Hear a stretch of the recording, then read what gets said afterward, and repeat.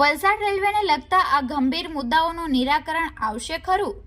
Valsad railway station પર આજરોજ પશ્ચિમ રેલવેના જનરલ મેનેજર ચેકિંગ માટે આવ્યા હતા, જેને લઈ વલસાડ રેલવે વિભાગ એલર્ટ થયું હતું અને પોલીસ કાફલા સાથે રેલવે અધિકારીઓ પશ્ચિમ રેલવેના આ જનરલ મેનેજર અશોક મિશ્રાની આગળ પાછળ દોડતા નજરે જોવા મળ્યા। આ બધી બાબતો વચ્ચે વેસ્ટર્ન રેલવે મજદૂર સંઘ અને વેસ્ટર્ન રેલવે એમ્પ્લોઈઝ યુનિયન દ્વારા પશ્ચિમ રેલવેના જનરલ મેનેજર અશોક મિશ્રાનું સ્વાગત કર્યું હતું અને રેલવેના પડતર પ્રશ્નો બાબતે વેસ્ટર્ન રેલવે મજદૂર સંઘ અને વેસ્ટર્ન રેલવે એમ્પ્લોઈઝ યુનિયન દ્વારા આવેદનપત્ર આપવામાં આવ્યું હતું, જેમાં જુદા જુદા ગંભીર મુદ્દાઓનું વહેલી તકે નિરાકરણ લાવવાની માંગ કરી હતી, જેમાં ઈસ્ટ તથા વેસ્ટ રેલવે કોલોનીના બંધ કરેલા રસ્તા કે જે મૈત્રી હોલ પાસે અને કલ્યાણબાગ સર્કલની સામેનો રસ્તો તાત્કાલિક ખુલ્લો કરવામાં આવે, રેલવે ક્વાર્ટર જર્જરિત હાલતમાં છે તેને તાત્કાલિક રિપેર કરવામાં આવે, બ્રેકડાઉન કર્મચારીઓનો છેલ્લા ઘણા સમયથી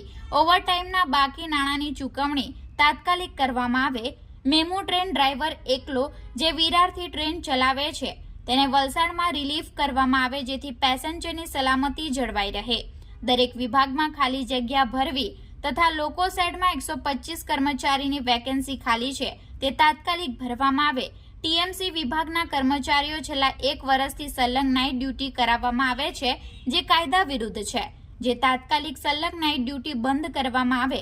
આ પ્રોગ્રામમાં મજદૂર સંઘ બંને બ્રાન્ચના હોદ્દેદારો રાજીવ શર્મા, અમિત મિશ્રા, મકબૂલ મલેક, બ્રાન્ચ સેક્રેટરી હનીફ મલ્લિક ઉર્ફે Munna, vice chairman Sudhanshu Sharma, Pradeep Chauhan, chairman Pankaj Nayak, vice chairman તથા western railway employees union Mumbai ડિવિઝનના divisional office secretary Smita Patel, Valsad બ્રાન્ચના સેક્રેટરી હુસેન બેલીમ,